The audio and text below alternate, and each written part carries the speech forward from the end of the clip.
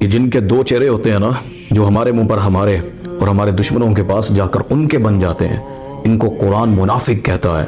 اور آپ کو پتہ ہے جہنم کے جو درجے ہیں نا، یعنی جہنم کا جو گڑھا ہے، اس میں سب سے تہ والی جگہ پر ان المنافقین فی الدرک الاسفل من النار، جہنم کے سب سے نچلے گڑھے میں یہ منافق ہوں گے۔ یہ اللہ کے پاس آتے ہیں تو بڑے خوش، تھوڑا سا ہنس لیا کہ اللہ تیرے نال آ۔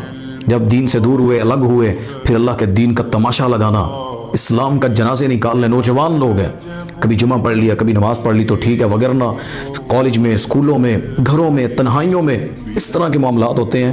تو یہ جو دو رنگیاں ہوتی ہیں نا، ظاہر اور باطن، اور اللہ اسے ہم سب کو محفوظ فرمائے۔ ظاہر اور باطن مومن ایک جیسا ہوتا ہے، وہ اپنوں کے درمیان بھی ویسا ہوتا ہے، وہ کسی کے سامنے جائے بھی تو اپنے مومن بھائی کے لیے اس کی زبان، اس کی عزت، اس کے الفاظ ویسے ہی ہوتے ہیں۔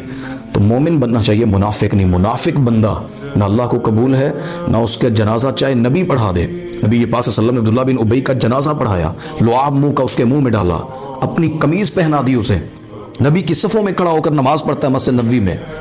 اللہ نے کہا قرآن میں، میرے نبی تو 70 دفعہ بھی اس کی بخشش مانگنا، میں اللہ اسے معاف نہیں کروں گا۔ تو منافق مشرک سے بھی گندا ہوتا ہے، جو اپنے اندر رہ کر اپنوں کی جڑوں کو کاٹتا ہے۔ تو اس لیے ہمیشہ دعا کیا کرے، اللہ نفاق سے بچا، منافق ہونے سے بچا، اللہ ہمیشہ مومن بنا کر اللہ اسلام پر قائم رکھ۔